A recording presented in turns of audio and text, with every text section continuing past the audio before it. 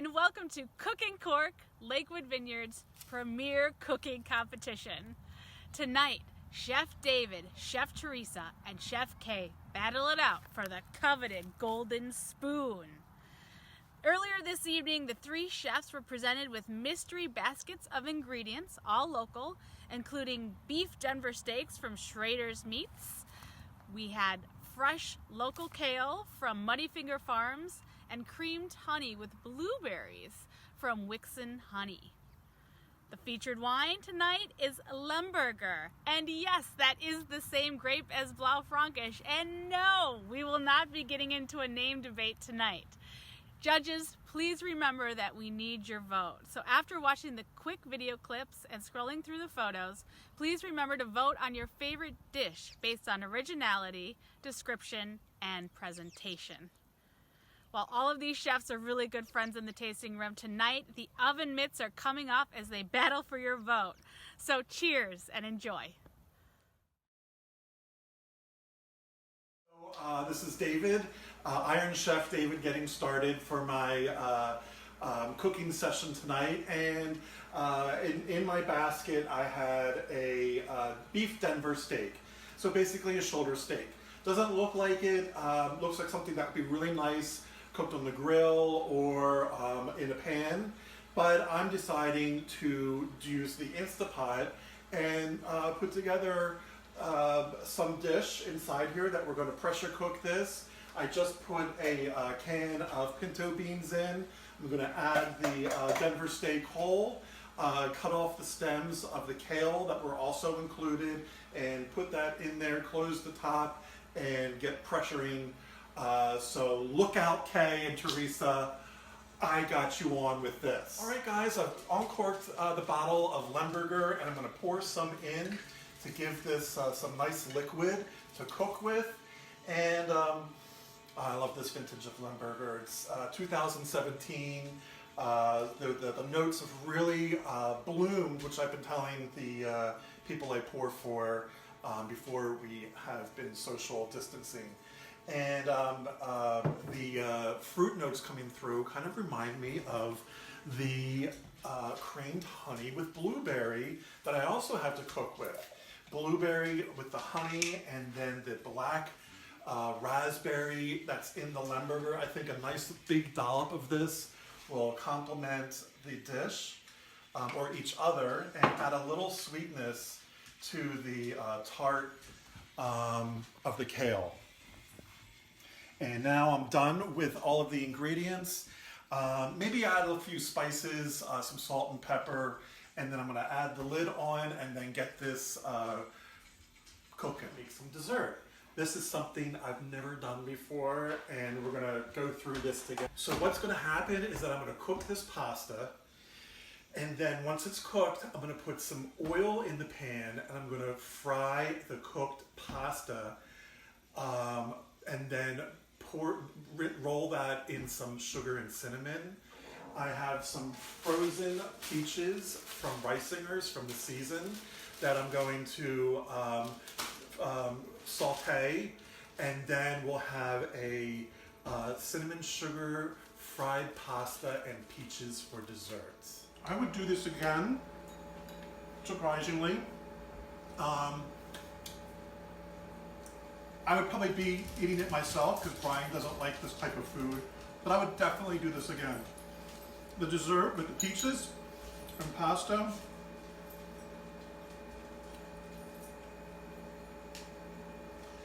That honey and blueberry and that rum in here is like peaches just melt in your mouth.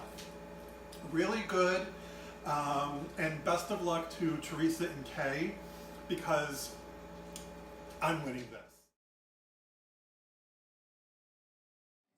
So today I'm sort of going to wing it because I guess that's what this is all about anyway. But my competition, David and Kay, first of all, David has a bed and breakfast, so I think he's got a little bit of advantage, but I'm thinking he uses all of his creativity on the breakfast, so what's he going to do at dinner? Come on, David. And then there's Kay.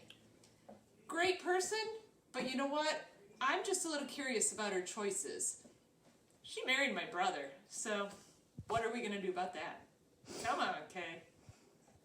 So, my options are, I think I'm going to use the Denver steak. I'm going to basically cook it over high heat with a little salt and pepper and put it on a bed of kale that I'm going to cook with some garlic and olive oil and a little bit of Lemberger to top it off.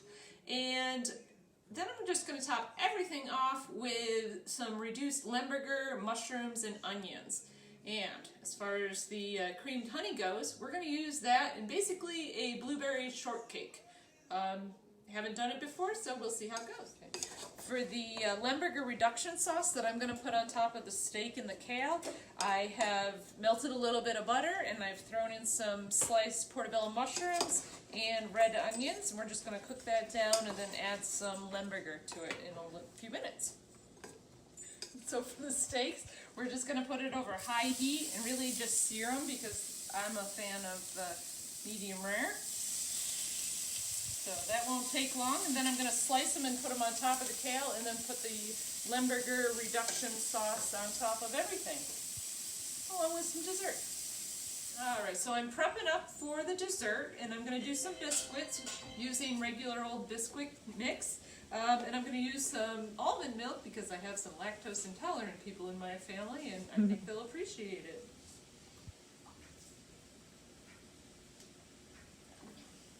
So we're going to get those in the oven and then I'm just going to smash up some fresh blueberries and warm up the cream honey and drizzle it over. And I think it'll be pretty tasty. All in all, it turned out pretty well. The nice pepper and bright fruit and the Lemberger pair really nicely with the little bit of bite from the kale and the nice creaminess of the mushrooms and onions, and the steak is really good.